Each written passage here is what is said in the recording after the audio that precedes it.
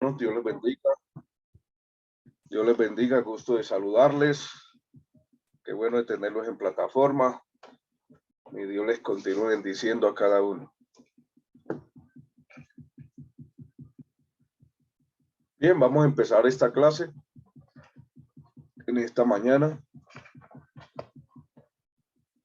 y oramos al Señor. Soberano Padre, te damos a ti todo el honor, toda la gloria, toda la alabanza en el nombre de Jesús. Gracias por tenernos en este momento en esta institución. Te pido que bendiga a mis hermanos que están estudiando, capacitándose, que tú les ayudes, les des fuerzas. Señor, le abres el entendimiento igual que a ellos, igual que a mí. En el nombre de Jesús, danos la gracia. Padre Santo, danos tu bendición, ilumínanos a través de tu Santo Espíritu. Tu poder y tu gracia sea sobre nosotros, abriendo todo nuestro entendimiento y que todos nosotros podamos, Señor, salir adelante con tu gracia en el nombre de Jesús. Bendice a aquellos que han de escuchar esta clase por diferido y que puedan entender, Señor, en el nombre de Cristo Jesús, dándote todo el honor, la honra y la gloria. Amén. Dios la bendiga, mi hermana Paola. Gusto de saludarla. Amén, pastor, Dios lo bendiga. Amén. ¿Sí me escuchas? Sí, sí lo escucho bien. Bueno, vamos a empezar. Tenía aquí una diligencia, pero ya la solucioné. Bien, vamos a presentar.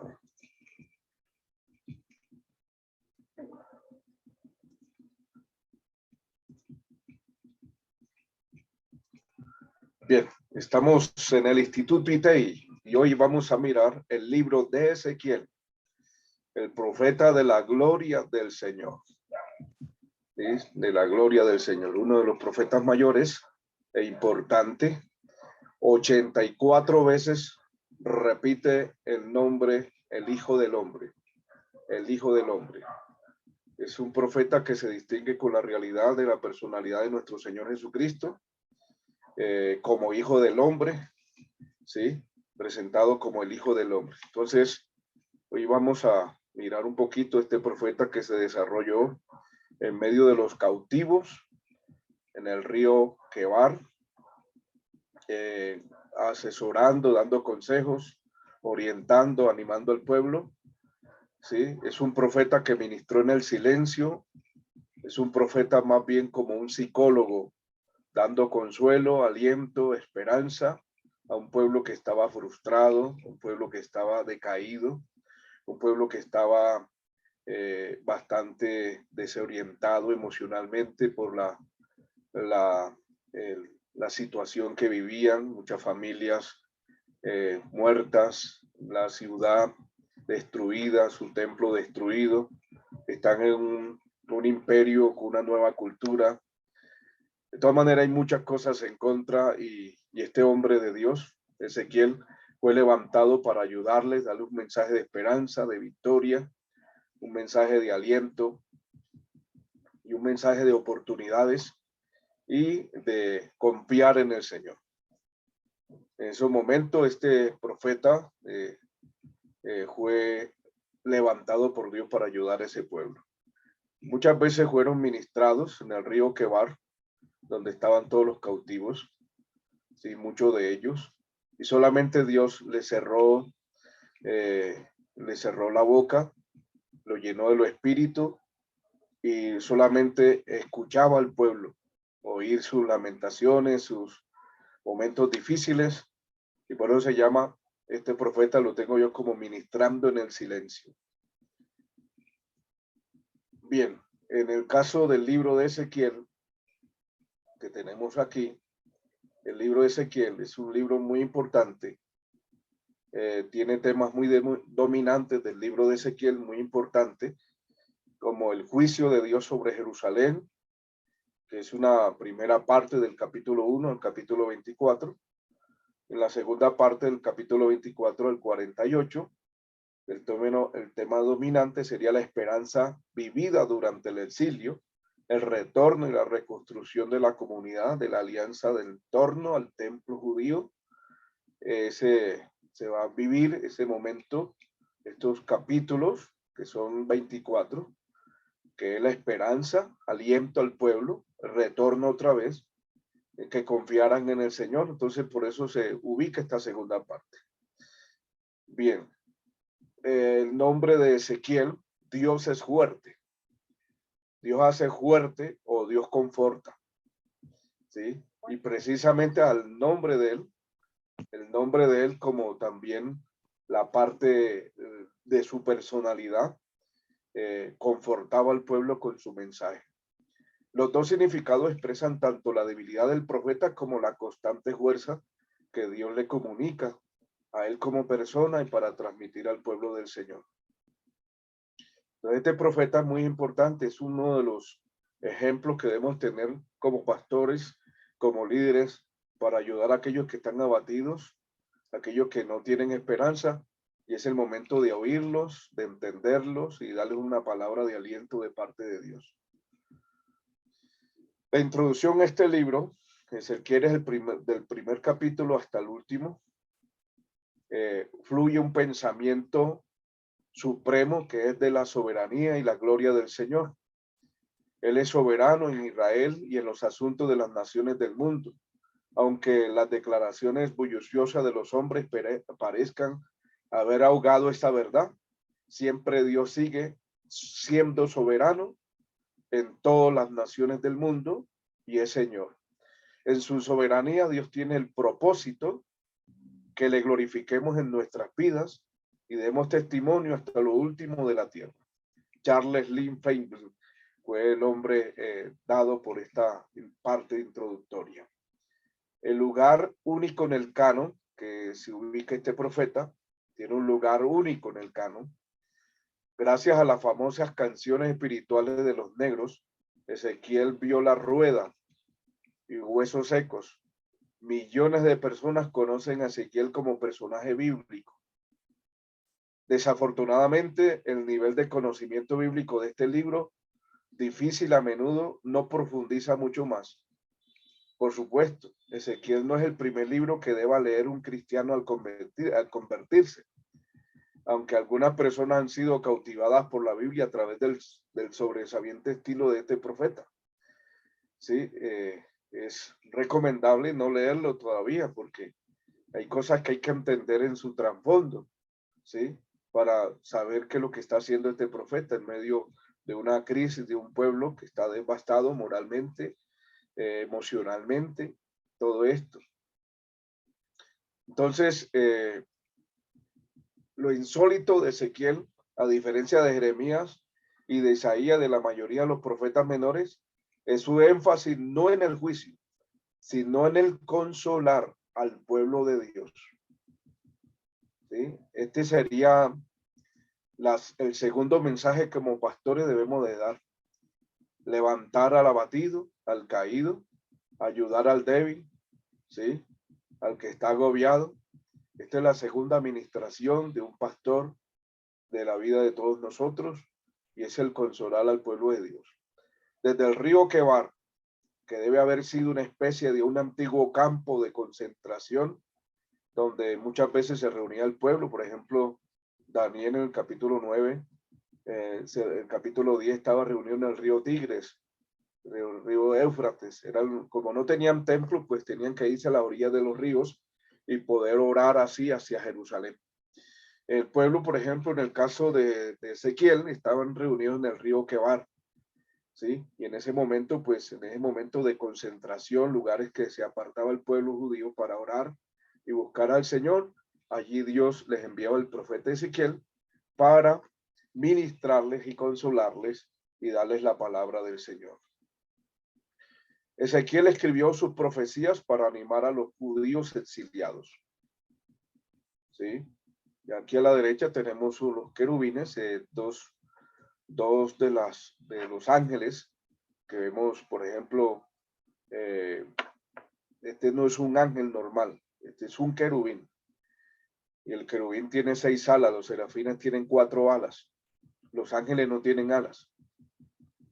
¿Sí? Los serafines querubines sí se muestran con alas.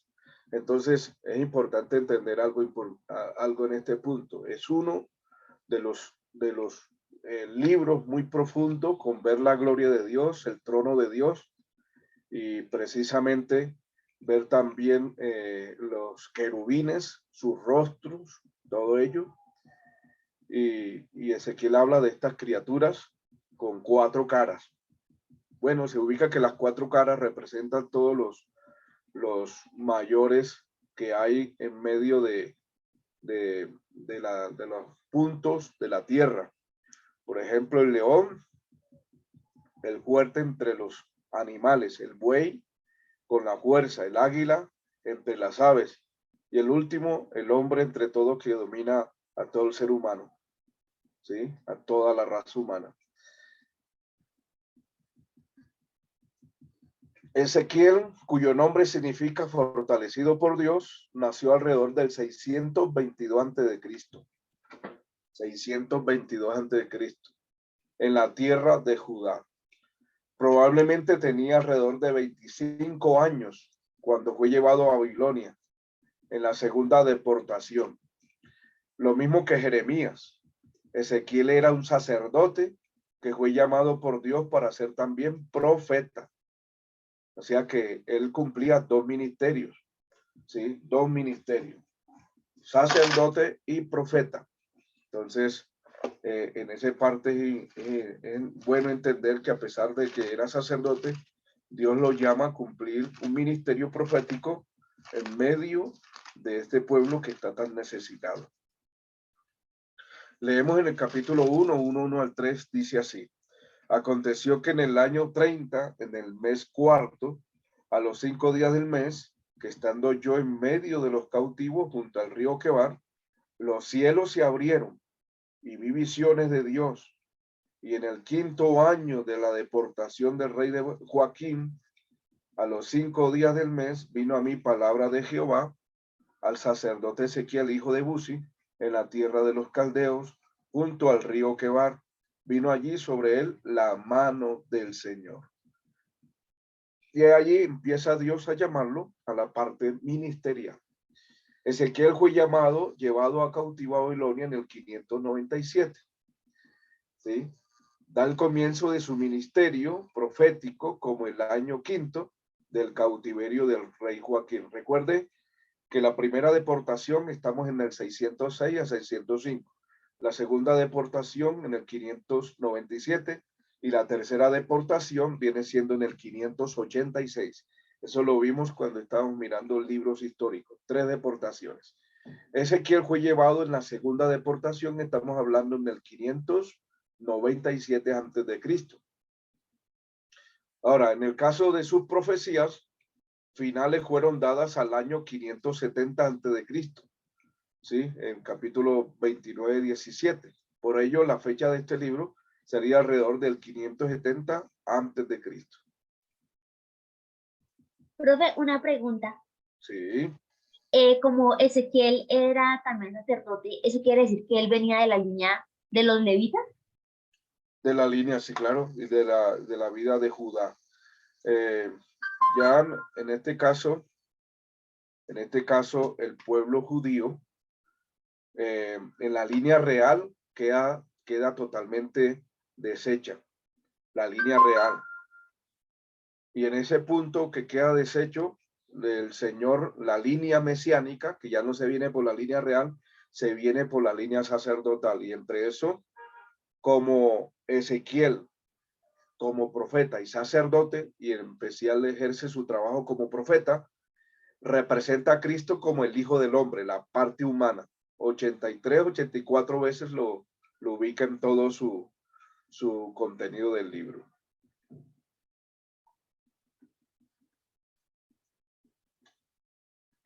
¿Listo, mi amada hermana? Amén, Bien. pastor. Debido a que Ezequiel estaba en Babilonia, cuando inició su ministerio profético, está claro que los cautivos de Judá que vivían en Babilonia oyeron su mensaje. Estos mensajes informaban a sus oyentes acerca del juicio inminente y definitivo que caería de las manos de los babilónicos. También hablaba del día de la gloria y esperanza en el futuro. Entonces, estamos hablando del capítulo 24 al 48. Entonces, en ese lapso de espacio, aunque Ezequiel se asentó con el grupo de cautivos que fueron asignados, uno de las colonias judías cerca del río Quebar. Una, porque habían varias colonias y no todas se reunieron en el río Quebar. Ezequiel capítulo 1, verso 1. Su mensaje no se limitaba a estas personas. Muchos de sus palabras se dirigían a los judíos que seguían residiendo en Judá y que persistían en su endurecida incredulidad. Ya que a pesar que estaba allí, Dios lo utiliza y ese mensaje también era dado al pueblo que estaba en Judá cautivo todavía, pues que estaban bajo el imperio babilónico, ¿sí? Donde el imperio babilónico había colocado unos gobernantes para que estuvieran allí pendientes en todo el suceso de lo que podía suceder allí en el caso de Judá. Debido a este punto, Ezequiel es el autor y Dios fortalece o Dios fortalecido por Dios fue uno de los cautivos llevado a Babilonia en el segundo grupo, 11 años antes de la destrucción de Jerusalén, hasta los años 1920. Las profecías de Ezequiel habían logrado escaparse de las tijeras de los críticos. Da cuenta que yo les había dicho que el año 1700 por arriba, con John Locke, filósofo que empezó a atacar la Sagrada Escritura, de ahí empezó un ataque totalmente contra la Sagrada Escritura. Y estamos hablando todavía al año 1920, están los críticos a ver cómo desvirtuar totalmente la Escritura. Estos racionalistas buscaban pruebas de cómo tumbar la Sagrada Escritura. Bueno, algunos liberales lamentaban esta situación y rápidamente se pusieron en manos a la obra sacando teorías que negaban la unidad y paternidad y fecha tradicional de Ezequiel. En la realidad, la universal y antigua posición judeocristiana, que el libro fue escrito por un profeta poético, ¿sí? El sacerdote Ezequiel, hijo de Buzi, es bien defendible y el punto de vista crítico ha sido bien refutado. Resumimos los 6 argumentos de John Taylor acerca de la unidad del libro, afirmando que ha sido todo escrito por un mismo autor, como sigue. Vamos a mirar algunos aspectos importantes. El primer argumento dice, el libro sigue una continuidad de principio a fin, produciendo efectos deliberados. Una continuidad. Segundo punto, el libro contiene un mensaje consciente, consistente, la caída de Jerusalén y la destrucción del templo, que abarca del capítulo 1 hasta el capítulo 24. También vemos en el otro argumento el estilo y el lenguaje. Son uniformes, incluyendo frases especiales que se repiten a lo largo de toda la obra, tales como hijo de hombre, vino a mí palabra del Señor. Sabréis que yo soy el Señor y la gloria de Jehová. Punto 4. Ezequiel tiene una secuencia cronológica definida, única, entre los profetas mayores, ¿sí? Isaías y Jeremías. Punto 5.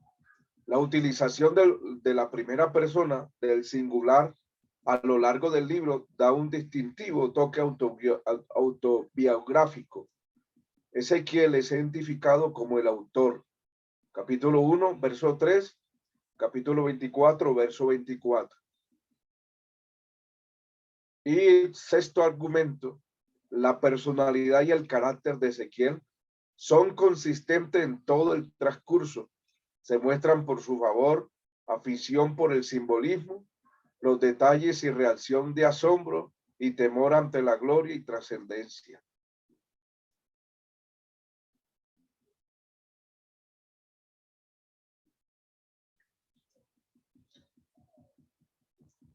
Fecha.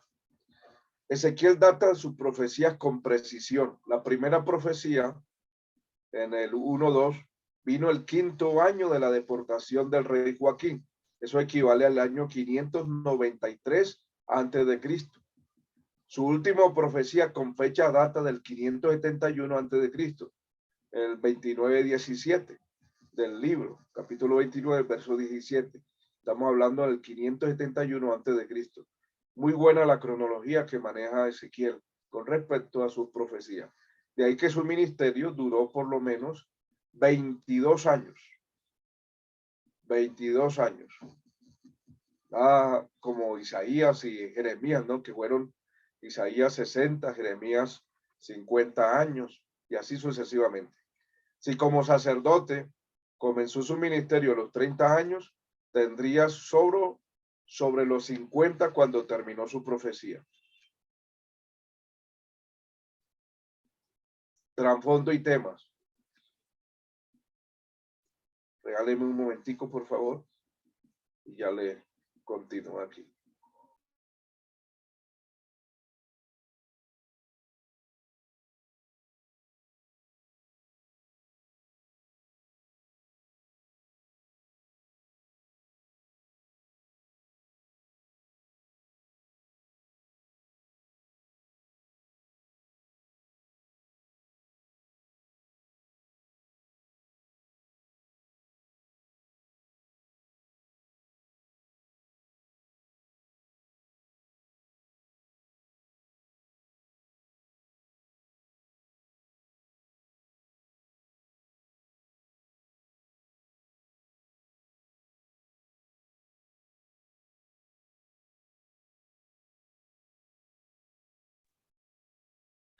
Bueno, hablando del trasfondo y el tema, gracias por su espera, mi amado hermano. Ezequiel ministró a sus compañeros de la deportación inmediatamente antes y durante aproximadamente los primeros 20 años del cautiverio. Esperaban falsamente volver a Jerusalén, así que les enseñó antes que debían volverse al Señor. La profecía de Ezequiel está dividida en tres partes.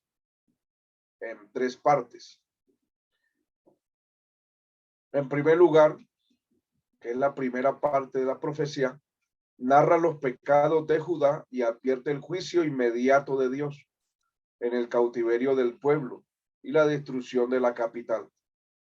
Todo esto es vívidamente anunciado en visiones extraordinarias y actos simbólicos. Se ve una nube brillante, resplandeciente, figura de la presencia de Dios, deteniéndose sobre el templo y más tarde alejándose poco a poco. Esto significaba que Dios ya no podía vivir con su pueblo a causa de su pecado. Y su espada de juicio pronto había de descender sobre el templo contaminado. Entonces, es bueno que nosotros aquí nos ubiquemos. Recuerde, el capítulo 1 al capítulo 24 tiene que ver con las profecías acerca de Jerusalén como capital y el templo y el pueblo judío. Uno ve en el capítulo 8 de ese libro de Ezequiel, uno ve todo lo que hacían en el templo adorando y endechando a Tamuz, ¿sí? A Tamuz. Las imágenes están, todo eso plegado en las áreas de las paredes del templo. Muchos de los ancianos estaban corrompidos con la adoración a Tamuz, que es una deidad egipcia. Uno ve en el capítulo 10, de estos capítulos, uno ve cómo Dios sale del templo, se para en un monte y de allí sale del templo, sale del lugar del Santísimo, se para en el umbral del templo, del umbral del templo pasa su gloria a un monte y de un monte desaparece su gloria. Cuando desaparece totalmente, Dios abandona totalmente al templo, abandona al pueblo y lo deja a merced del rey Nabucodonosor para que lo castigue y se lo lleve a Babilonia. O sea que antes que sucedan cualquier cosa, Dios siempre está advirtiendo, está dando oportunidades. En este caso, el pueblo no entendió. Y es en el primer discurso de su profecía, narra este hombre de Dios, advierte sobre el juicio, ¿sí? El cautiverio, la destrucción de la capital, y no atiende. Cuando una persona a veces está totalmente cegada, pasa lo mismo en la iglesia, ¿sí? Pasa lo mismo. Hay personas que bajan la guardia, pecan y faltan a Dios, justifican su pecado, no están viendo las advertencias, no están viendo lo que pueden lograr, lo que puede llegar después de estar apartándose o desubicándose de las cosas sagradas, ¿sí? Entonces, lo mismo le pasó al pueblo.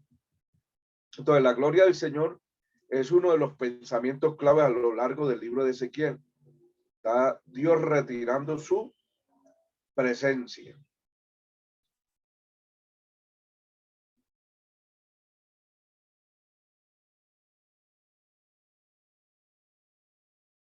En la segunda sección de la profecía, que están dividida en tres partes, los vecinos de Judá son condenados en su idolatría y su trato cruel del pueblo de Dios. Los vecinos son los amonitas, los moabitas, edomitas, filisteos, los tirios, los sidonios y egipcios. Estas naciones precisamente son condenados por su idolatría y su trato cruel por el así que trataron al pueblo de Dios. Dios los condena totalmente. Finalmente, en la última sección de la profecía, que es la tercera, Ezequiel habla de la restauración y reunión de toda la nación. Estamos hablando del capítulo 24 al 48. Tanto en Israel como Judá, cuando el pueblo se arrepienta de sus pecados. La idea no era volver al templo, la idea primero era la restauración interna. Si ellos se restauraban internamente, Dios los sacaba, los sacaba a ver su capital, a su tierra otra vez. ¿Sí? Pero primero la restauración interna. Hay gente que busca primero lo exterior. No, lo exterior no es primero, lo interior es primero. Y Dios pondrá en ellos su Santo Espíritu. El Mesías vendrá a su pueblo y destruirá todos sus enemigos. El templo será reedificado y la gloria del Señor volverá a llenarlo. Estas profecías no se han cumplido todavía, sino que apuntan al reinado milenial de nuestro Señor Jesucristo. Esas profecías que abarcan del capítulo 24 al 48 apunta tanto, por eso llaman profecía con doble referencia o doble proyección. Se cumplen en el tiempo del pueblo ser restaurado y volver a Jerusalén, y se cumplen en el milenio más preciso.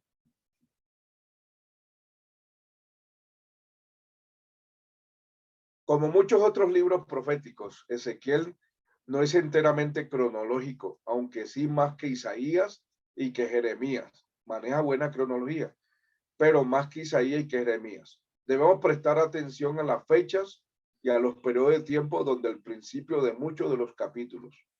Albert Barnes ordena las profecías cronológicamente de la siguiente manera. Por ejemplo, las profecías están divididas en grupos por fechas colocadas ante una serie de capítulos, y podemos asumir que aquellas profecías que no tienen fecha fueron dadas en el tiempo de la última fecha citada, o al menos que fueron próximas a esa fecha.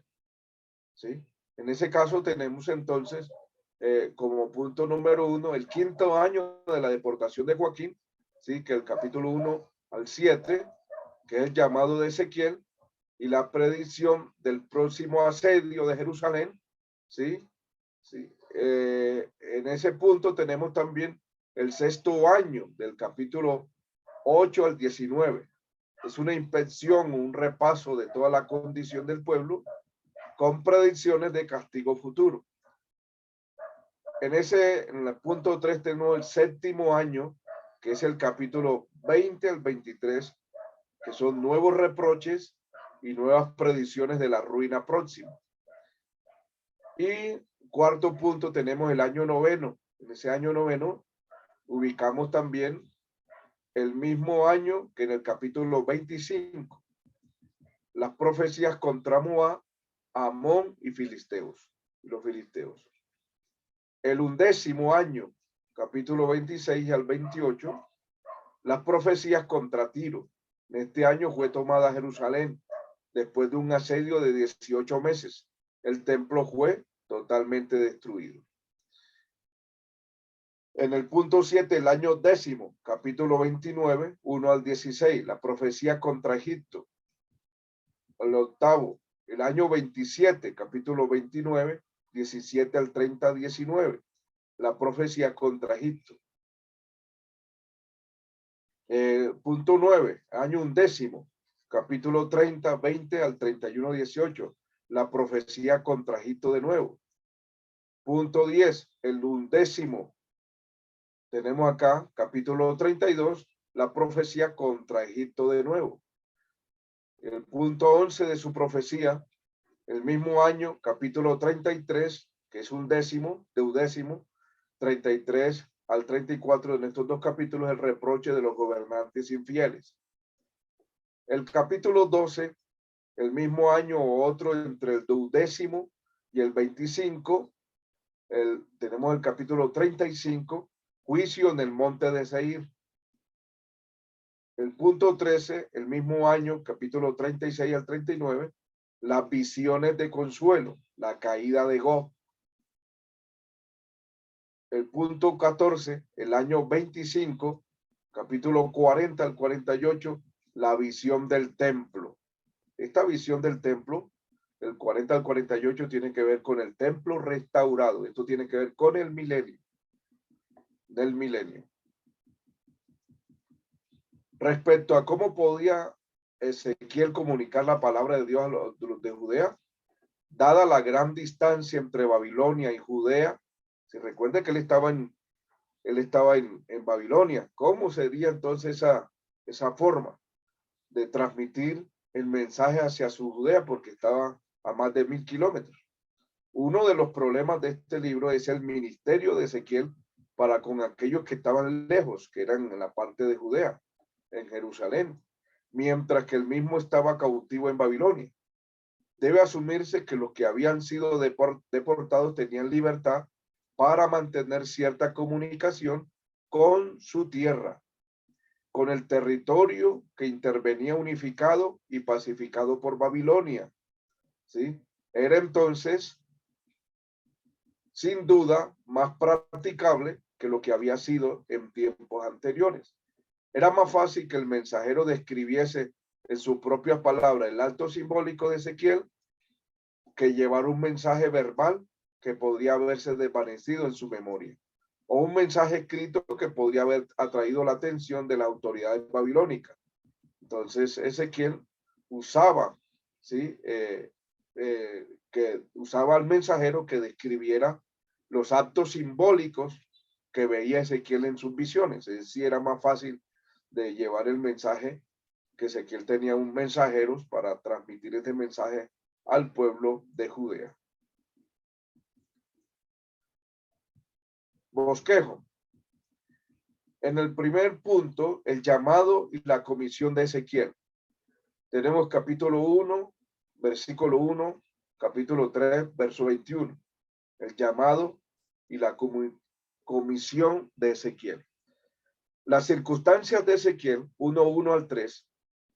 La visión de Ezequiel de la gloria de Dios en el carro del trono, 1:4, 28.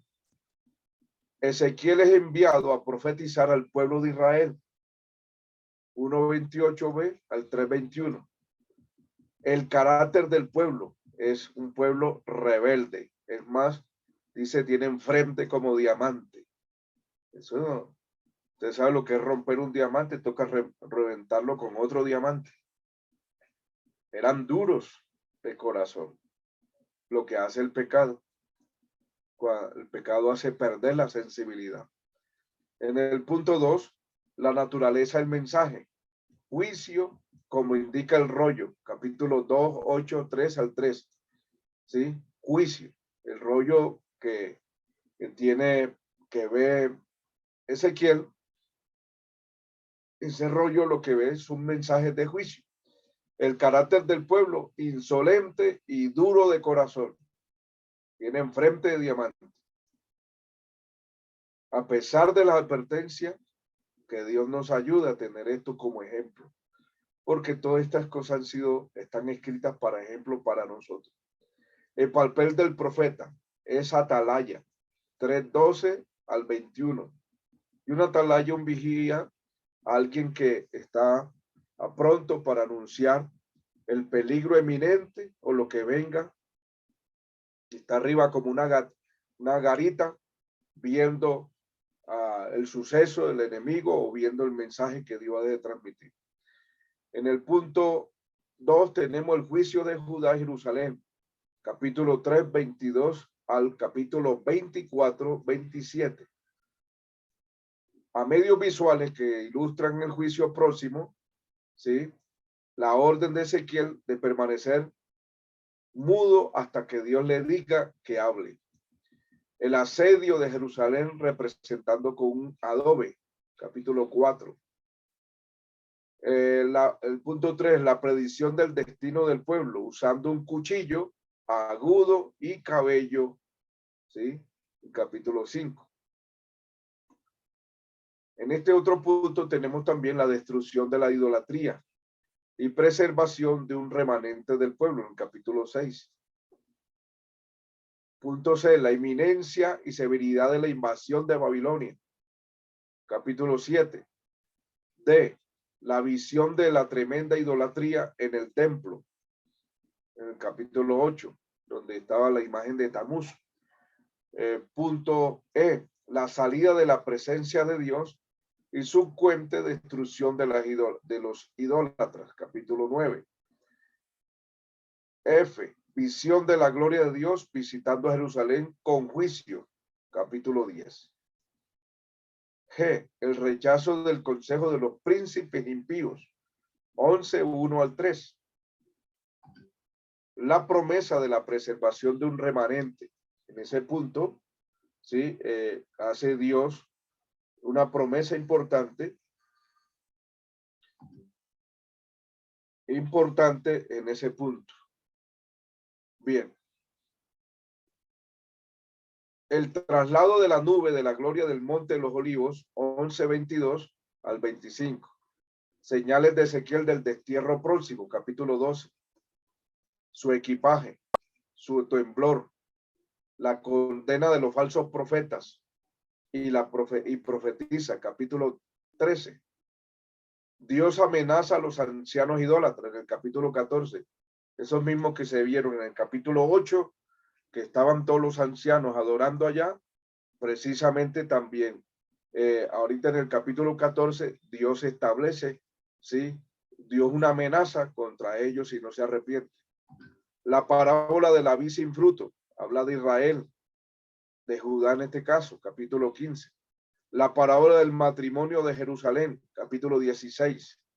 ¿Sí? Cuando Jerusalén, representando por una jovencita y que crece precisamente y se une a las demás naciones, en estas demás naciones son los amonitas, moabitas, los filisteos, sirios, etcétera. Se unificaron. Su matrimonio espiritual lo que hizo fue precisamente a abrazar las costumbres paganas de estos pueblos, lo que llama adulterio espiritual. Tenemos también la parábola de las dos águilas, capítulo 17, y el repudio de la parábola de las uvas agrias, capítulo 18.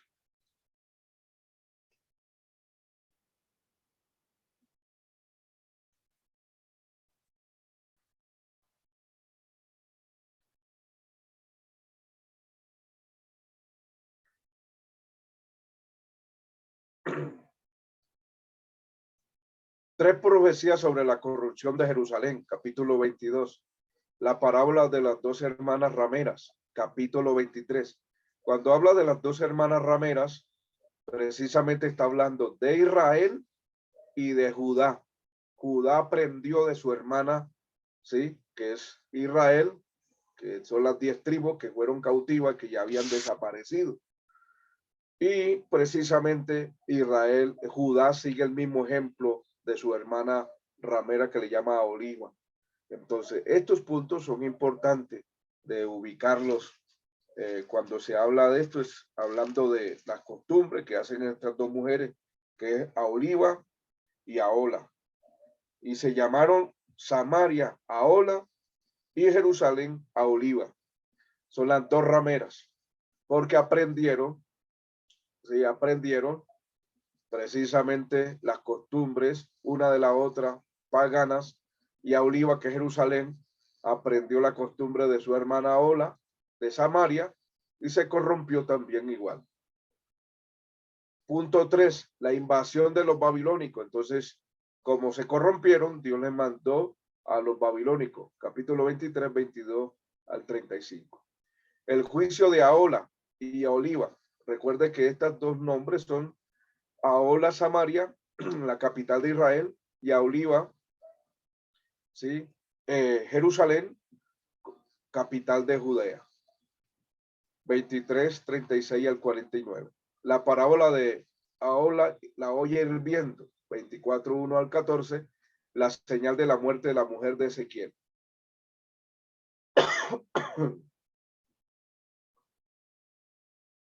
Punto 3. Estamos viendo el bosquejo. Y en este bosquejo abarcaría contra 7 naciones gentiles. Que Dios condena a estas naciones. Tenemos la nación de Amón, capítulo 25, de Moab, de Edom, Filistea, Tiro, el príncipe de Tiro, capítulo 28, la caída del príncipe de Tiro, que habla con doble referencia hacia el pasado, mostrando a Satanás, y al presente, mostrando al rey de Tiro.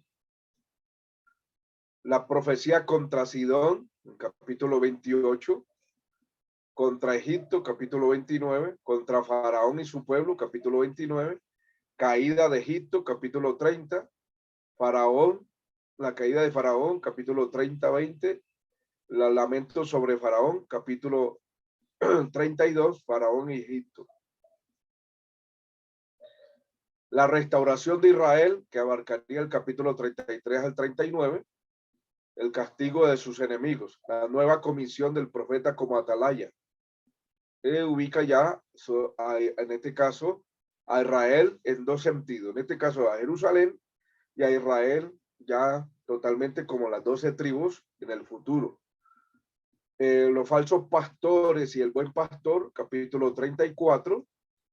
El 33 tiene que ver con la atalaya. La condena de Edom, capítulo 35. La restauración de la tierra y el pueblo, capítulo 36. La visión de los valles de los huesos secos, capítulo 37. Esto tiene que ver con el futuro. Go y Magog. ¿Sí? Go y Magog. Estos son naciones rusas. La destrucción de los futuros enemigos de Israel, que es el capítulo 38 al 39, tiene que ver con Go y Magog.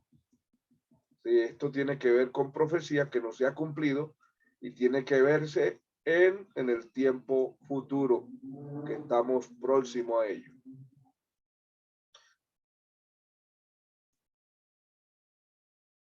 Escenas milenarias, capítulo 40 al 48. Manuel Alonso. Bendiciones, profe. A ver, cuando te dice que esa profecía se está para cumplirse en el fin de los tiempos, de los huesos secos, o sea que ese no es el pueblo de Israel que se levantará en ese tiempo, ¿no? Bien, el capítulo que vimos ahorita, en este punto, nos ubica directamente, el Valle de los Huesos Secos tiene que ver con la restauración total del pueblo judío. ¿Cuándo se da esa restauración?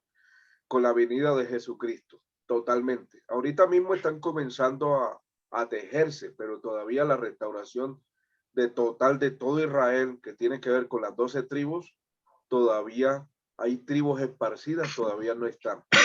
Cuando termina la esparción de esas tribus, se terminan con la venida de Cristo, donde el Señor reúne, se cumple el capítulo 25 de Mateo, donde Dios reúne a todas las tribus esparcidas en todo el mundo de su pueblo Israel.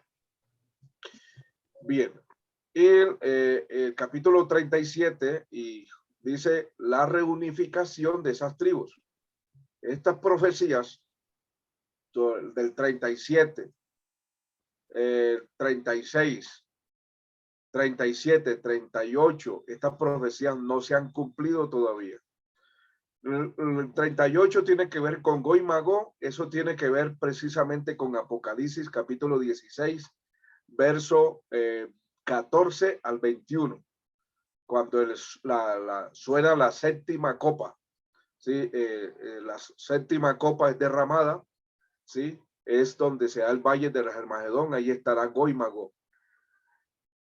Y de ahí aparecerá mismo, se cumple el capítulo 19, allí en el capítulo 16 de Apocalipsis, 16, 14 al 21, ahí se cumple el capítulo 19 porque viene el Señor bajando al cielo también en ese momento del Armagedón. Estas profecías entonces tienen que ver con el futuro, mi hermano Alonso. Perfecto, profe. Listo.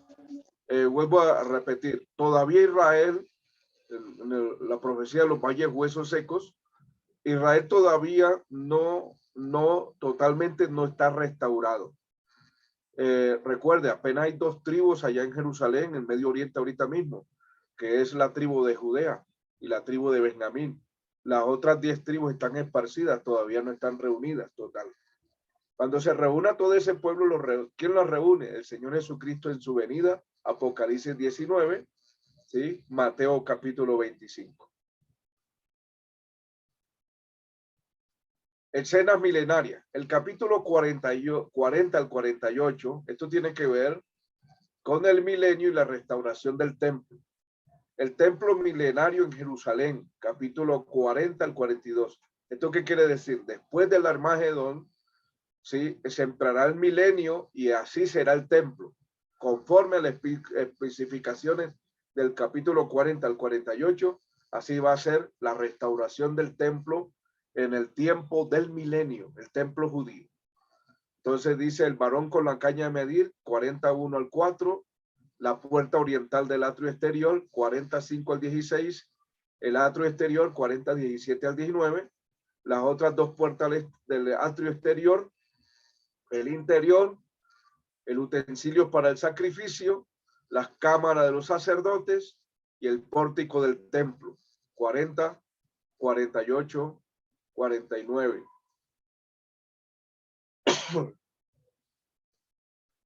Bien, todo este punto del 40 al 48 tiene que ver con el templo, restauración en el milenio. De aquí entramos entonces, ahí terminamos con el libro, ese sería el bosquejo del libro total de Ezequiel.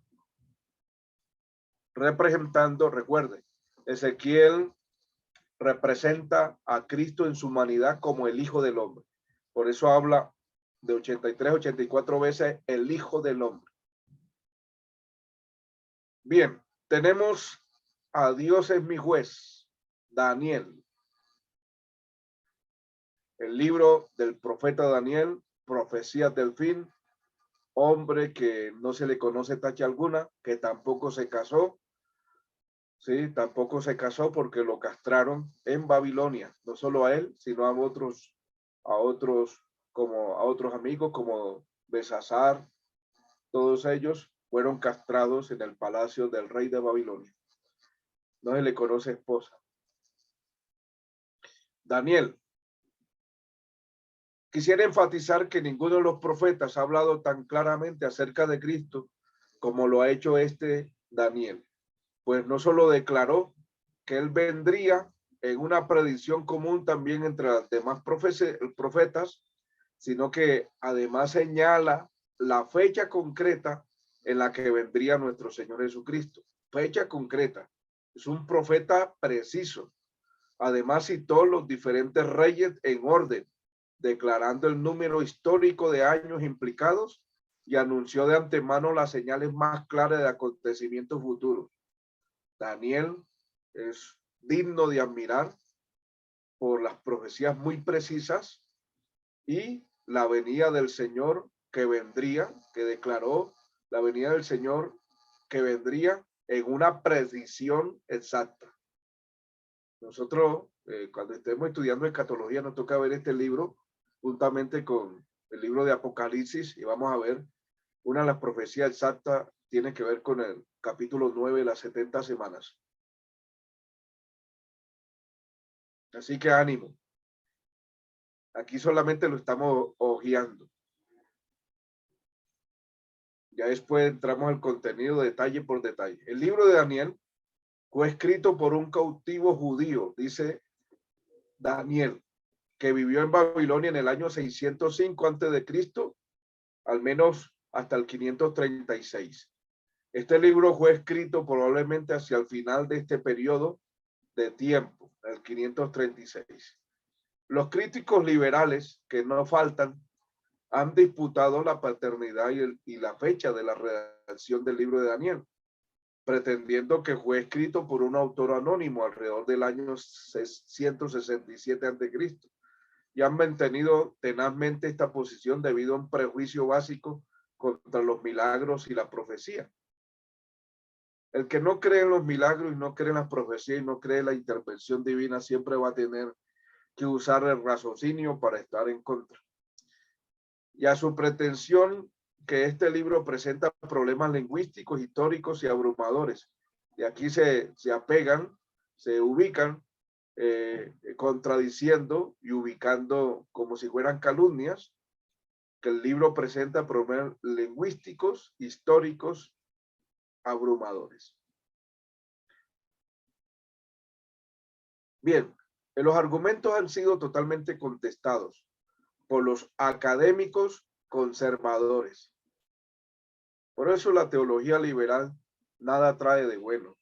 Y las iglesias que han abrazado teología liberal van cada día más y más y más hundiéndose en la maldad. Los arqueólogos, especialmente los del rollo del Mar Muerto, dan apoyo a los académicos conservadores y señalan una fecha muy anterior al año 167 a.C. Y las objeciones suscitadas por los críticos liberales han sido cuidadosamente analizadas. Bien, tenemos aquí a nuestra hermana Paola. Profe, yo quería preguntarle un poco sobre esto de las iglesias que han adoptado más la teoría liberal y eso. En sí, digamos, la teoría liberal es que ha pasado por manos de personas que no son cristianas y que han refutado, digamos, no sé, la Biblia, o en sí que es la teoría liberal versus la conservadora. Ok. Hay tres teorías, hay tres fuentes teológicas. Está la teoría reformada, que es esa teología reformada es más bien una teología liberal. ¿Qué es lo que hace la teología liberal? La teología liberal lo que hace es ubicar la escritura alegóricamente.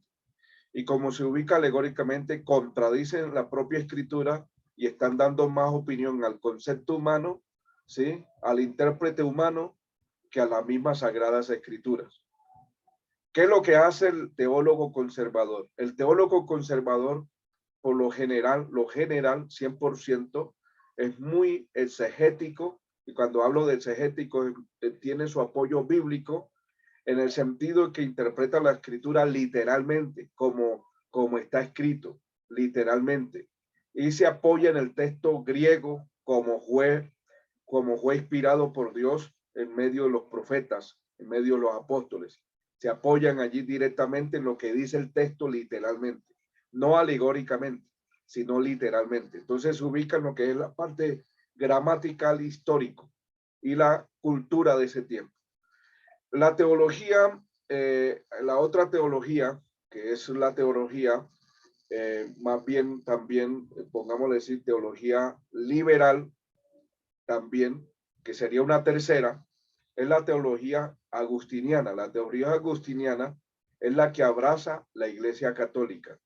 Entonces tenemos teología liberal y la teología de la Iglesia Católica van de la mano. Van de la mano. Porque San Agustín en el siglo IV al V, que ya los padres de la Iglesia, de los 4 siglos maestros de la Iglesia, interpretaban la escritura literalmente. San Agustín, que viene con un concepto filosófico de Platón, y cuando abraza el Evangelio, él no rechaza todos los conceptos de Platón, y lo que hace es meter el platonismo dentro de la teología, y surge una teología totalmente liberada.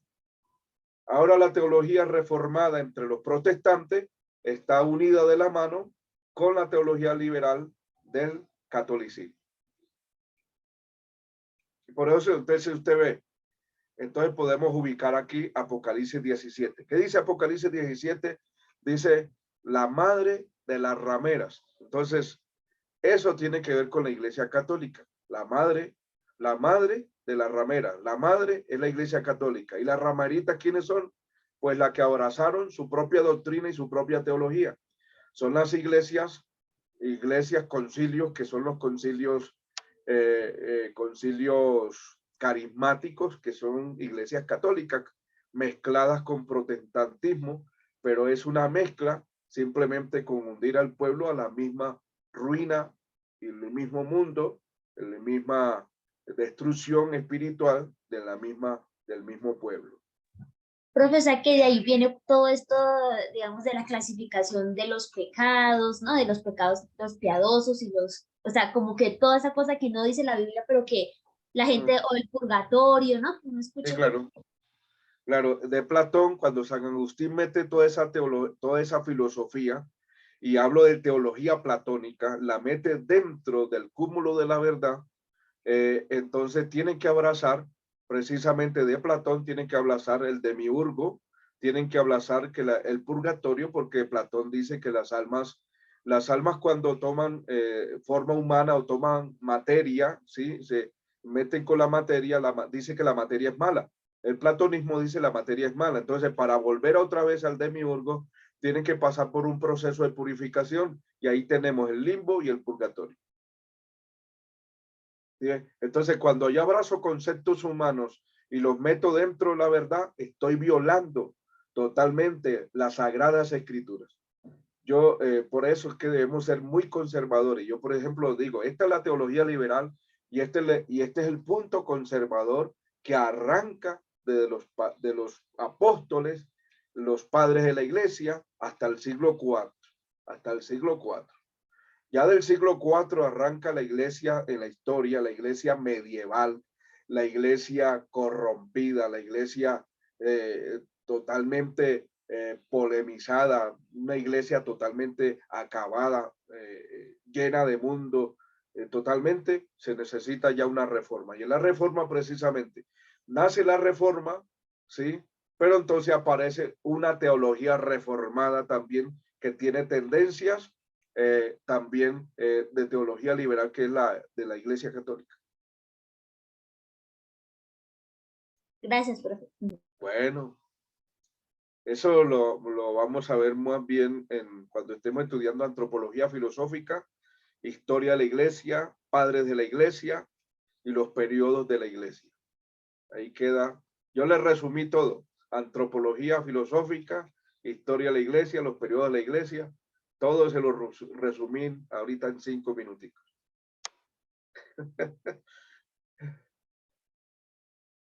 Bueno.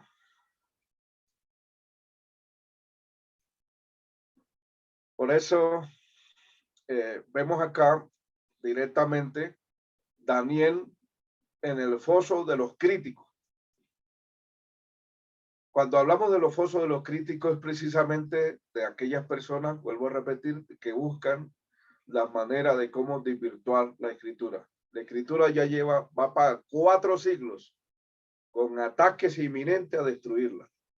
No la pudo acabar los jesuitas cuando hacían hogueras, totalmente la perseguían como perseguir hoy la coca, ¿sí? La cocaína y todo, ¿sí? Así perseguían la escritura en ese tiempo y quemaban millones de ejemplares. Bueno, ahora el problema no es que surjan varias Biblias, el problema ahora es ahorita mismo la teología crítica, la teología liberal, que ha suplantado las mismas versiones para decir cosas que no dice el verdadero original de la Sagrada Escritura. Entonces, Daniel también tuvo en el foso de los críticos.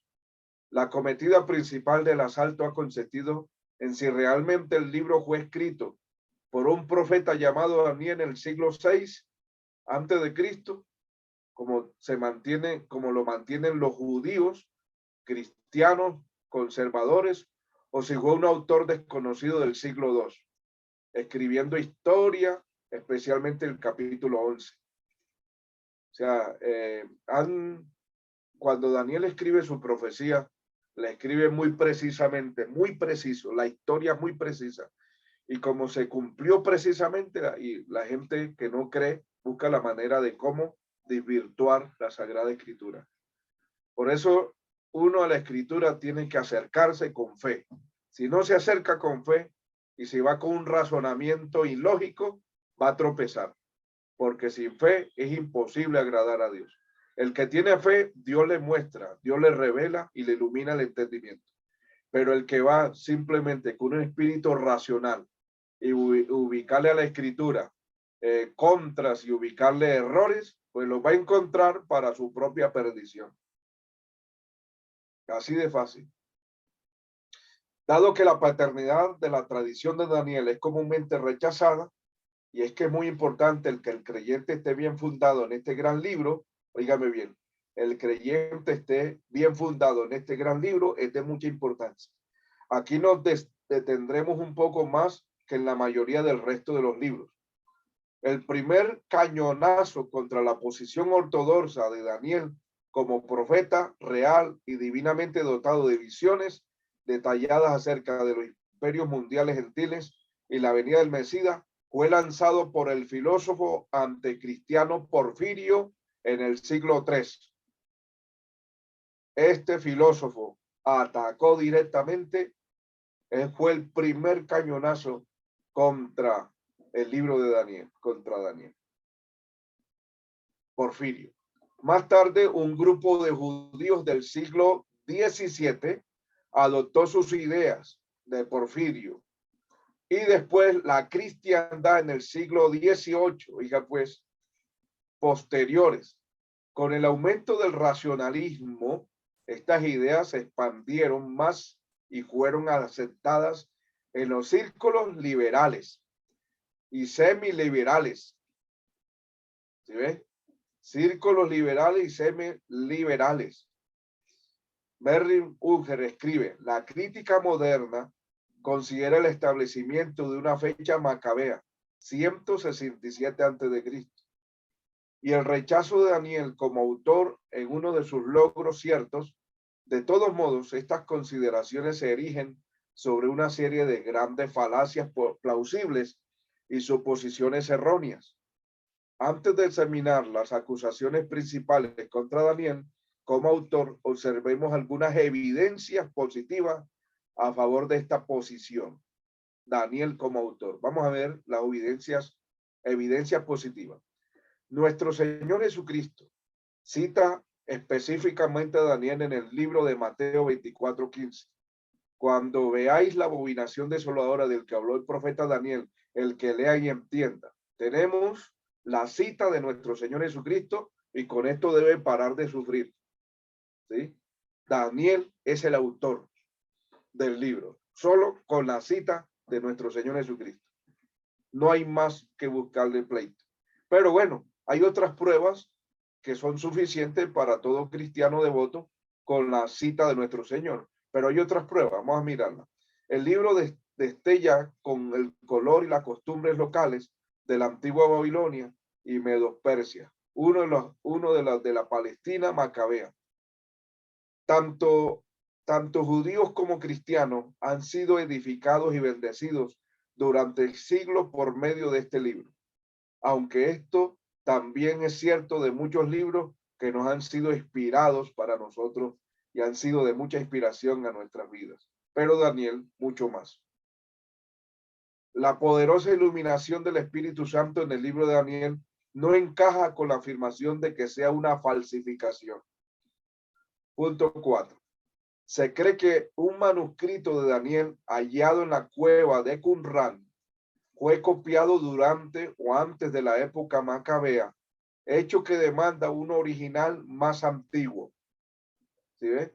Si Daniel tuvo un manuscrito, hubo un manuscrito copiado durante la época macabea, que estamos hablando de año 167, que fue la época macabea, es un hecho que demanda que hay un original más antiguo, y ese original fue el que escribió Daniel. ¿Sí lo entendieron, mis hermanos? Amén, amén. Ok. Los argumentos contra la autenticidad de Daniel son tres aspectos: lingüístico, histórico y teológico. ¿Sí? Vamos a mirar ahorita. El mismo libro presenta a Daniel como el autor 7.2, 8.1, 9.2 y 12.4 del mismo libro de Daniel. Ese importantísimo testimonio del Señor Jesucristo es que este libro fue escrito por el profeta Daniel, Mateo 24:15. Ese fue el testimonio de la gran veracidad de Daniel como autor. La historicidad de Daniel se encuentra en su contemporáneo Ezequiel. ¿Sí? Ahí podemos verificar la historia de Daniel. Daniel fue contemporáneo con Ezequiel y Jeremías, que se refieren a él varias veces. ¿Sí? Ezequiel 14:14, Ezequiel 14:20 y Ezequiel 28:3 se refiere a Daniel, que fue contemporáneo con él. Este libro afirma provenir de la era Babilonia y de Medo-Persia, o bien esta declaración son verdaderas. Todo el libro es un fraudulento para muchos críticos, pero tiene la veracidad fundamental, tanto el testimonio de la historia de sus profetas contemporáneos y del mismo Señor Jesucristo. Bueno, propósito del libro de Daniel. Por cuanto Daniel vivió y ejerció su ministerio en la ciudad de Babilonia, se debe suponer que su audiencia principal eran los judíos del cautiverio. Pero el contenido del libro indica que todo Israel necesitaba conocer y comprender su profecía. Este libro habría alentado a Israel a revelar que Dios no había terminado su trato con ellos como nación. Dios tenía un orden de acontecimientos para el futuro y lo tiene. Israel tenía un puesto significativo y tiene un puesto también en ese programa. Lugar único en el canon, mi hermana Paola. Profe, tengo una pregunta y es, bueno, que Jeremías, Ezequiel y Daniel fueron contemporáneos. Entonces, mi pregunta es, ellos, o sea, como que Dios mandaba a cada uno de los profetas para una parte del pueblo, o cómo era eso, o sea, ¿por qué no bastaba solo con un profeta en ese tiempo, sino que, digamos, habían tres que casi estuvieron en el mismo tiempo? Ok, pero recordar que Jeremías es más antiguo de profeta. Jeremías profetiza antes que Daniel. Cuando Jeremías está profetizando, Daniel era un muchacho. ¿Sí? Y Ezequiel también. Entonces, ¿qué pasa? Cuando se los llevan cautivos, Dios saca dos profetas. Uno para restaurar el pueblo, que es Ezequiel, que lo vimos ahorita. Y otro para darle un futuro de esperanza como restauración totalmente la venida de Cristo y todo, como profecía de todo lo que ha de acontecer, levanta a Daniel para darle todo el enfoque profético. Lo que no le dio a Ezequiel, se lo dio a Daniel. O sea que todo el pueblo que estaba en ese momento los conoce a los dos, a ambos. O sea, no es que Ahora, una parte del pueblo a uno y el otro al otro, sino todo el pueblo a ambos. claro que sí, así es. Es Profe, como, por ejemplo, en el día de hoy, en el tiempo de Cristo, conocieron a Pablo y a la vez a Pedro. Y a cada uno Dios les dio un mensaje diferente. Sí, mi hermano Alonso. perdón, profe, ahí. Sí, Bueno, señor. yo tuve en la clase pasada donde usted habló un poco de Jeremías. Jeremías, su ministerio fue, él no fue a Babilonia, no, él no fue reportado, ¿no? Algo que tengo entendido, que de pronto él se fue a Egipto o estuvo ahí todo el tiempo en Judá y en su lugar de Sí, Israel. Jeremías estuvo antes del cautiverio y Daniel y Ezequiel durante el cautiverio. Entonces, Jeremías antes del cautiverio se quedó en Jerusalén y en los últimos 10 años se fue a Egipto. Él no llegó a Babilonia. Y en cambio, Ezequiel y Daniel sí están durante el cautiverio en Babilonia. Profe, otra cosita, Sí, señor. he querido yo ahí saber bien, cuando Dios se enoja con Jeremías, ¿dónde fue eso? ¿Ahí en Jerusalén o fue en Egipto? Cuando Dios lo llama ya a cuenta, ¿no? Que pusiera a cuenta con él. Está en Jeremías 15, 17, parece que es en adelante, cuando miramos lo de allí de Jeremías, profe. ¿Por qué Dios una cosa que Jeremías se mira tan mal ahí y Dios también, ¿verdad? Después de escucharlo, le habla todo lo que le habló allí? Bueno, Dios se enoja con Jeremías es porque Jeremías fue atacado por el duro mensaje. Sí, el duro mensaje que Dios le había dado, porque era mensaje de juicio y destrucción. Y resulta que Jeremías en el capítulo 20, mira lo que dice, capítulo 20, el verso 7 dice, me sedujiste, ojo el Señor, y fui seducido, más fuerte fuiste que yo. Dice, y me venciste. Cada día he sido escarnecido, cada cual se burla de mí. Por cuantas veces hablo, doy voces, grito, violencia y destrucción, porque la palabra que Jehová me ha sido para afrenta y escarnio cada día. Y dije, no me acordaré más de él, ni hablaré más en su nombre. No obstante, había en mi corazón como un fuego ardiente, y quise sufrirlo y no pude, porque oí la murmuración de muchos, temor de todas partes, denunciémosle, etcétera. Entonces Jeremías logra callar, tira a callar el mensaje y empieza como a retraerse del mensaje de Dios.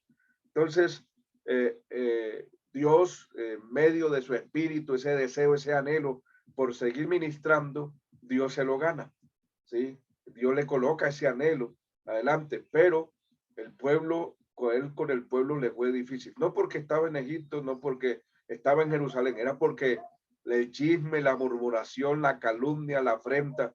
En el 33 lo metieron al pozo cético, a un pozo cético, no era fácil para él. Dios allá mismo le dice, clama a mí, yo te responderé. O sea, le fue difícil la vida de él. Y eso fue más sobre todo en Jerusalén. ¿Listo, mi hermano? Vale, profe, gracias. Respeta. Bueno. Bien, el lugar único en el canon. Daniel es uno de los libros más fascinantes y también entre los más cruciales del Antiguo Testamento.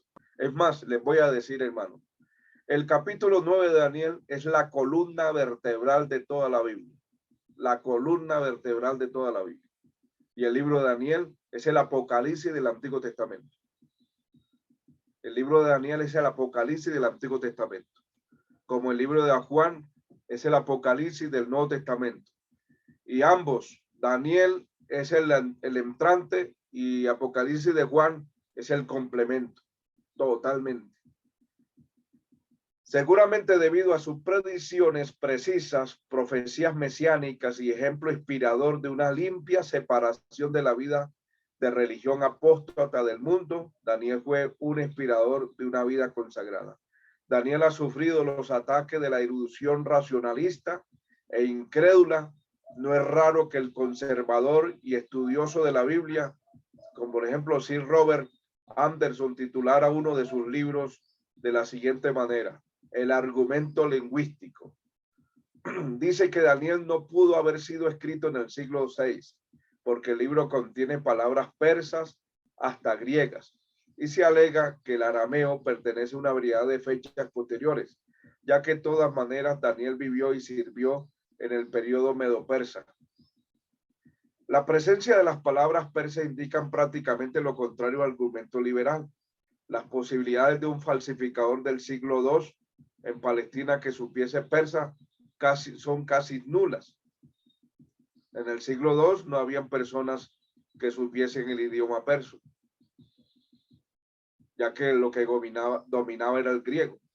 En cuanto a las palabras griegas, los que estudian la Biblia se sorprenderán al descubrir que solo hay 3 y todas ellas son nombres de instrumentos musicales.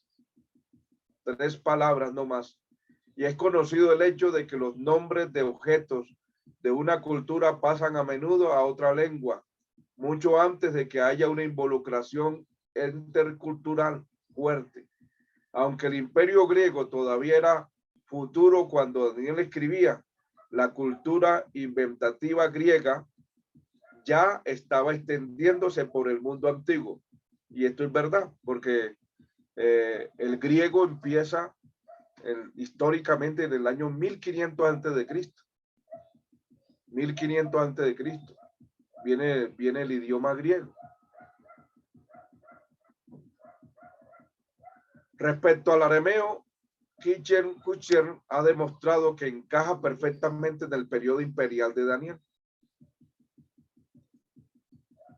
Los argumentos históricos contra la posición ortodoxa de la autoría de Daniel incluyen la alegación de que los judíos colocaron a Daniel en la tercera sección del Antiguo Testamento, los escritos, hebreo Ketubín,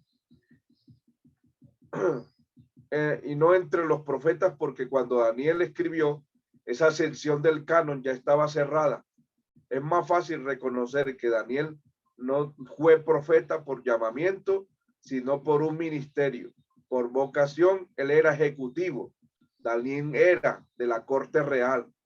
Por eso no fue clasificado con los profetas profesionales como Isaías y Jeremías. Ese es el argumento histórico que ubica esa parte.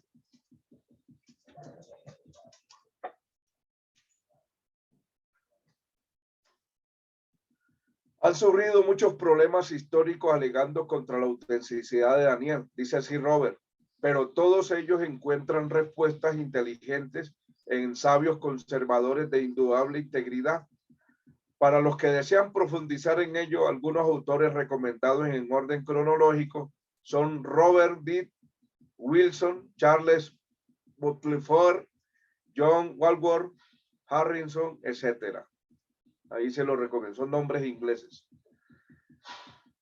Bueno, el argumento teológico contra Daniel se basa en que el libro tiene puntos de vista demasiado avanzados sobre los ángeles, la vida del más allá, resurrección, el Mesías. Esta noción surge con efecto de aplicar a la religión la teoría de la evolución.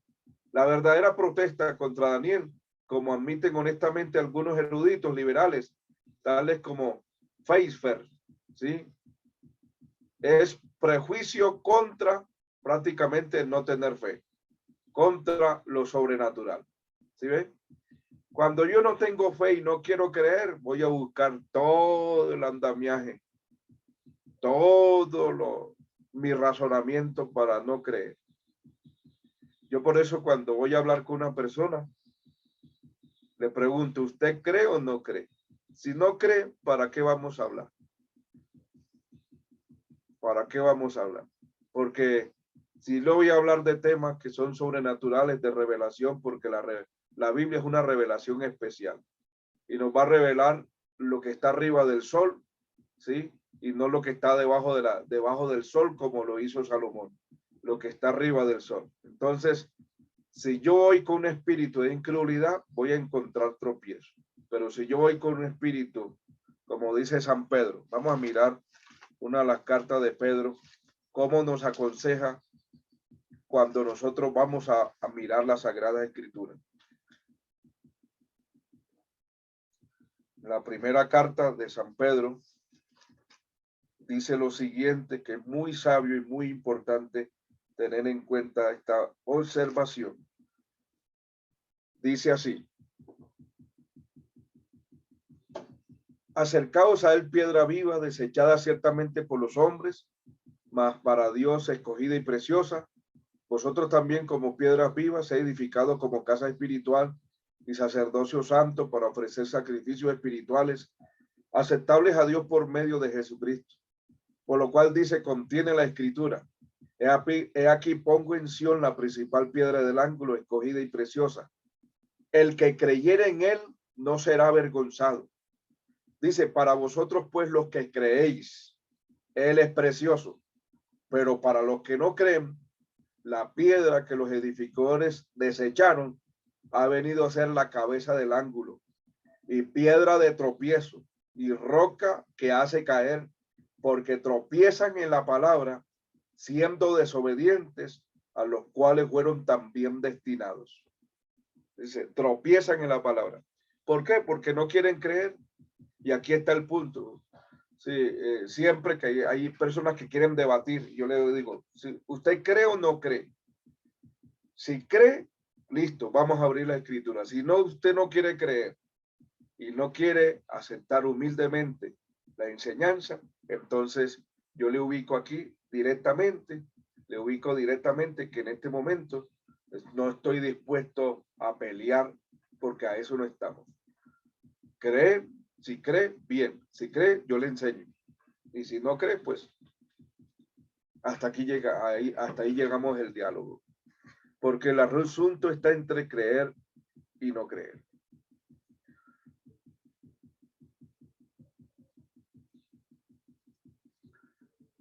El trasfondo y tema del libro de Daniel.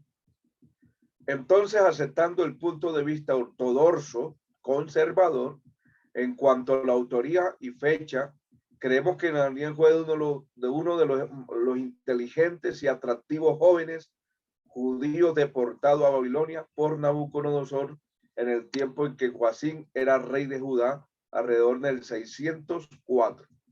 Su nombre significa Dios es mi juez, o Dios ha juzgado, o Dios juzgará. Tiene esas tres connotaciones. Dios es mi juez, Dios ha juzgado, o Dios juzgará. Su carácter y su conducta muestran que vivió a luz de esa realidad. Esa realidad en cuanto a su oficio. Daniel fue un elevado ministro en la corte de Nabucodonosor y Belsasar. Cuando los medos persas conquistaron a Babilonia, Daniel fue nombrado, ¿sí?, el primero de los 3 presidentes bajo Darío. También sirvió bajo Ciro. Como decíamos, probablemente esta es la razón por la que el Antiguo Testamento hebreo tiene a Daniel en la sección de los escritos y no en los profetas. ¿Ok? El ministerio de Daniel, en todo caso, fue el de profeta, y así lo calificó nuestro Señor. Daniel no es distinto a los que tienen un trabajo secular, y aún así dan mucho tiempo para el estudio y la predicación de la palabra de Dios. Así que tenemos aquí nuestra hermana Politocla. Sí, tiene un trabajo secular, pero puede ser una gran sierva del Señor. Nuestro hermano Alonso también. O sea que el hecho que tengamos un ministerio no impide que nosotros podamos tener un trabajito secular. Daniel tenía un trabajo secular, pero a pesar de todo, era un hombre que estudiaba, un hombre que buscaba a Dios, un hombre que se entregaba al Señor. Igualmente, como los ministros, puede ser el hermano Alonso, hermano Marlón, a otros pastores que están aquí en esta clase. Y en el caso mío, yo también soy profesor del instituto, ¿sí? También soy pastor, soy secretario de zona, tesorero, pero también tengo mi profesión secular. Precisamente ayer trabajé todo el día. Y esto no nos quita peso, es ubicar cosas. ¿Qué es lo que ubica el Señor? El Señor dice que los que sirvamos a Dios, dice, no nos enredemos, ¿sí? Pero no quiere decir que no hagamos un trabajo secular. Dice que no nos enredemos en las cosas materiales, en lo que impide es enredarnos, que no nos quede tiempo para las cosas espirituales. Daniel, a pesar que era ministro en la corte, hasta presidente fue casi nombrado, Daniel daba mucho tiempo para el estudio y la predicación de la palabra de Dios. Es más, le voy a decir, ¿por qué los 3 reyes magos llegaron a mirar la venida de Cristo y a ubicar a Cristo? Por Daniel. Esos 3 reyes eran del oriente, eran persas. ¿Y cómo lo conocieron? Por la predicación de Daniel se difundió.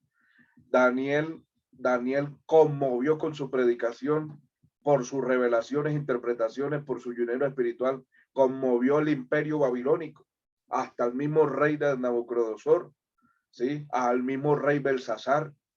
Daniel prácticamente conmovió a esos reyes llenos de Dios, ¿sí? por su testimonio, su vida de Dios, sus respuestas asertivas. Y todo el imperio llegó a respetar a Daniel y conocieron al Dios de Daniel. Y precisamente hasta los reyes magos que llegaron a conocer a Cristo fue precisamente por lo que Daniel les transmitió. ¿Sí ve? Mire cuántos años después el testimonio de Daniel sigue hablando que los reyes magos, 500 años después, llegaron a buscar al Rey de Reyes y Señor de Señores gracias a un profeta que les predicó hace más de 500 años atrás. Entonces, mis amados hermanos, cuando uno tiene una posición intelectual, secular, es más fácil de uno ganar gente para Dios, porque uno se codea con los gente secular en la universidad, uno presenta a los profesores, a los alumnos. Yo me acuerdo cuando estaba estudiando contaduría pública, yo me codeaba con los profesores, los alumnos que estudiaban derecho, todo eso, y ahí estaba, ¿sí? Es como dice Jeremías 15, a mi hermano Alonso, Marlón, hermana Maola, que se conviertan ellos a ti, no tú a ellos. Y si Dios nos da la oportunidad, como a Daniel, en la corte y en estas alturas, es para que nos ganemos gente para Dios.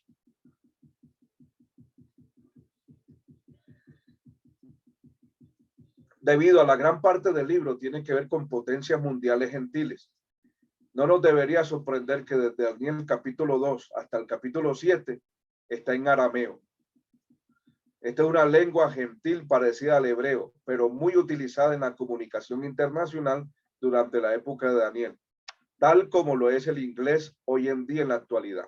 Algunos entendidos bosquejan la profecía de Daniel estos cambios de idioma respecto al contexto. Los 6 primeros capítulos son mayormente narrativos como temas proféticos subordinados. Los 6 últimos capítulos son mayormente proféticos con la narrativa subordinada. Y en eso es importante cuando uno analiza el libro de Daniel. Bien, mis amados hermanos, Dios los bendiga, Dios les guarde. Hemos visto uno de los hombres muy importantes, 2 hombres importantes que ubican, uno la venida del Mesías y otro que simboliza al Hijo del Hombre, Ezequiel. Así que es un gozo estar con vosotros, poderles transmitir toda esta enseñanza. Espero que haya sido de gran edificación.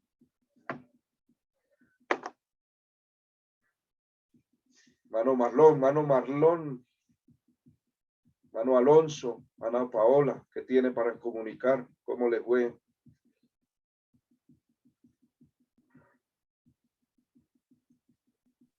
Bien, muy interesante.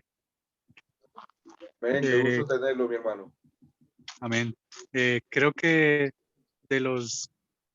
son muy semejantes, creo, pues capto como de esa manera. Y es que estos 2 hombres, a pesar de, por ejemplo, en el primero, en Ezequías, del pueblo duro, nos da como ese reflejo de que aún en medio de que hay personas de corazón duro, que son difíciles, también Dios se glorifica a través de este hombre, ¿cierto? En el otro caso, en el caso de Daniel, aun cuando estaba en medio de como de reyes y de todo este tipo de cosas, pues también trata de cuidar su corazón y de glorificar a Dios. Entonces, de cierta manera, en medio de la persecución, en medio de tantas cosas, pues nos infundan valores que hoy en día nosotros podemos aplicar. Amén, así es, mi hermano. Claro que sí. Muchas gracias por su aporte.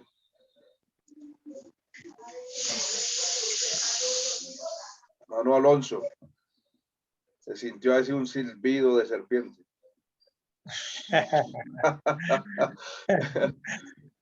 Cuéntelo, mi hermano.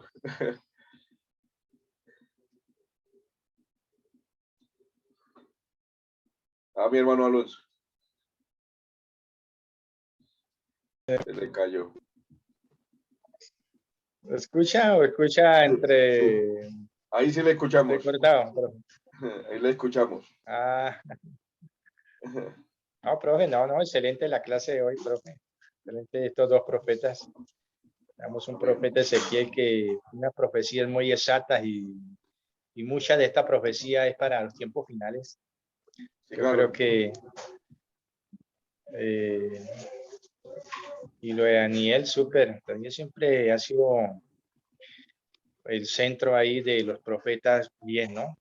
Muchacho bien guardado, bien inteligente, bien dado a las cosas de Dios. Y yo creo que por eso Dios tuvo con ese joven, no solo con ese joven, sino con sus profetas y con aquellos hombres en esos lugares y en esos momentos tan difíciles, ¿no?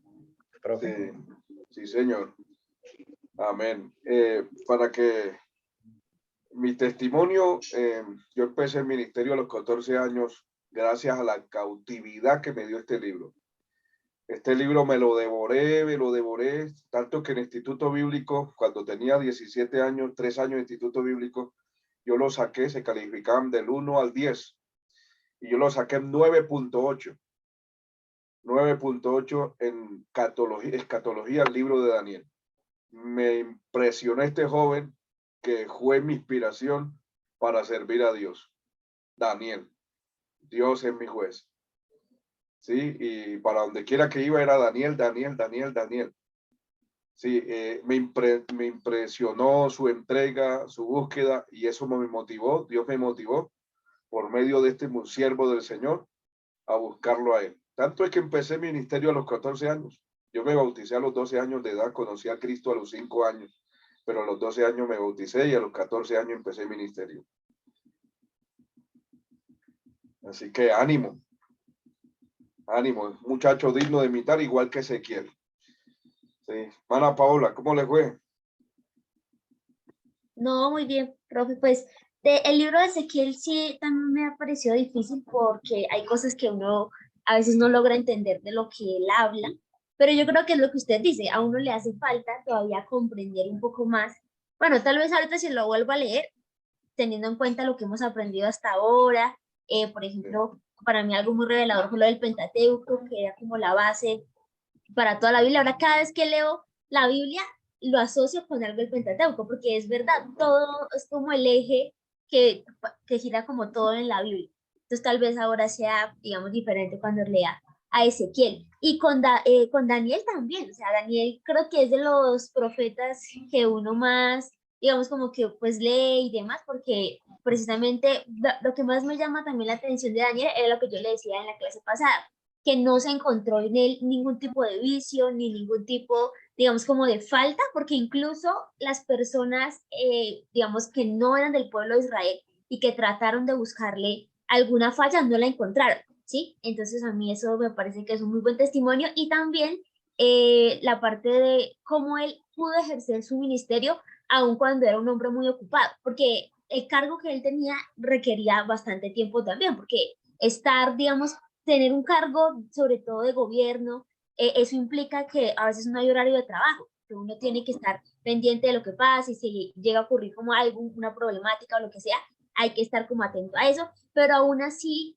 Daniel, yo veo en Daniel que oraba 3 veces al día, pero creo que era, cuando yo, por ejemplo, me levanto y no oro, yo sé que voy a tener un día malo, pero porque uno como que necesita como alimentarse, y yo creo que Daniel tenía como también esa, tal vez esa convicción de que cuando él oraba como que se recargaba de Dios, de la presencia de Dios, porque me imagino yo el tener que estar como uno cuando va a la universidad, ¿no? Tratar de mantenerse uno en medio de un contexto que no es para nada, digamos, como de Dios, ¿no? Entonces, creo que el hecho de que él orara 3 veces al día hace referencia a cómo él iba y se recargaba como de la presencia de Dios para poder mantenerse, digamos, de cierta manera intachable, y como con la imagen, pues en ese momento él no conocía a Cristo, pero creo que ese era reflejo de Cristo en medio de un pueblo que era pagano, sí, como que no, y sobre todo también pienso yo que este libro es muy bueno en el sentido de que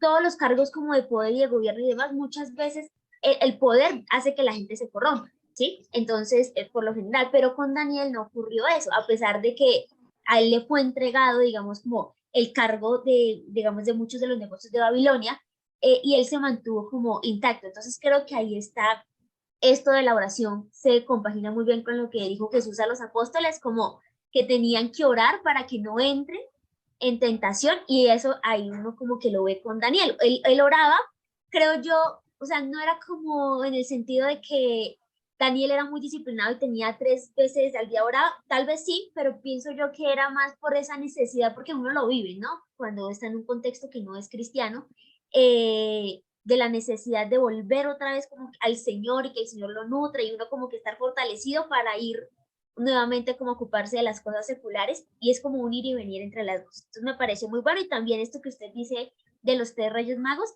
es muy cierto, porque y fueron personas, por eso fue que Jesús dijo que él vino a los suyos y los suyos no le recibieron, porque estos 3 Reyes Magos incluso tenían tanta sabiduría que ellos se dieron cuenta que Herodes, digamos, no se fueron por el mismo camino por donde habían llegado, porque ellos sabían que Herodes precisamente no quería, digamos, saber dónde estaba Jesús para, pues no sé, para darle regalos, sino pues para matarlo. Entonces, y ellos creyeron, y estas eran personas que venían de Babilonia, y un pueblo que esclavizó al pueblo de Israel, ¿no? Que tiene sus dioses y demás.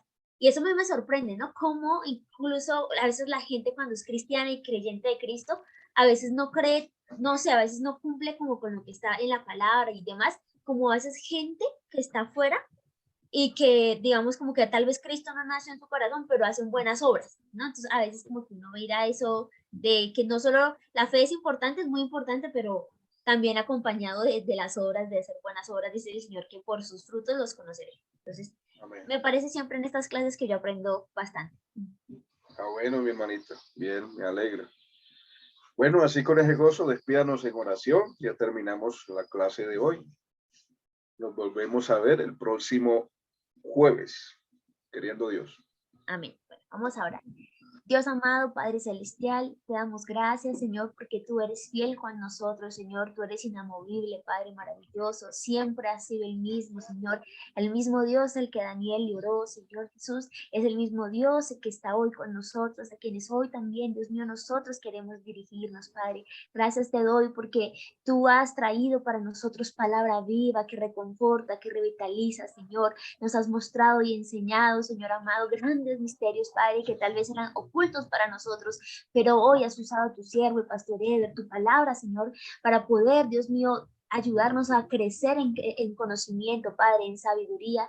Yo te pido, Dios, que esta clase, aquellas personas que la vean, Señor, nosotros que estuvimos aquí en vivo, Padre, sea de edificación para nuestra vida espiritual, Señor, que pongas fe en nuestro corazón para no dudar de las escrituras, de la fidedignas que son, Padre, que son revelación del Espíritu Santo. Y también te pido, Señor, que con esta fe que nos das también podamos tener sabiduría, Señor, esa sabiduría que tú le diste a Daniel para poder permanecer, Dios mío, Padre, aún en un lugar que era pagano, que era idólatra, Señor, Dios mío, mantener los principios aprendidos de ti, Padre maravilloso. Así te pido también que nosotros, Señor, además de recibir la sabiduría de la palabra, al leerla, Señor, también seamos capaces de vivirla, Señor, con el testimonio que demos, Padre, para posteriormente, Señor, como el pastor Eber, poder predicarla, Señor, a otras personas y enseñarlas, Dios mío, conforme a tu voluntad. Gracias por este tiempo, Señor, gracias porque eres fiel con todos nosotros, Señor. Bendigo, Señor, Dios mío, el instituto, a cada uno de los maestros que lo conforman, Padre, y te pido, Señor, que seas tú trayendo fortaleza, abriendo caminos, Señor, para que el instituto pueda, Dios mío, llegar a más vidas e impactar corazones, Señor, como lo has hecho con nosotros. Gracias, Padre, gracias, Hijo, y gracias, Espíritu Santo de Dios. Amén y amén. Amén. Gracias, hermana. Mi hermano Amén. Marlon, Dios lo bendiga. Hermano Alonso, Dios lo bendiga.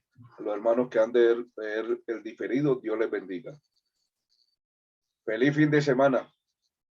Que Dios les utilice grandemente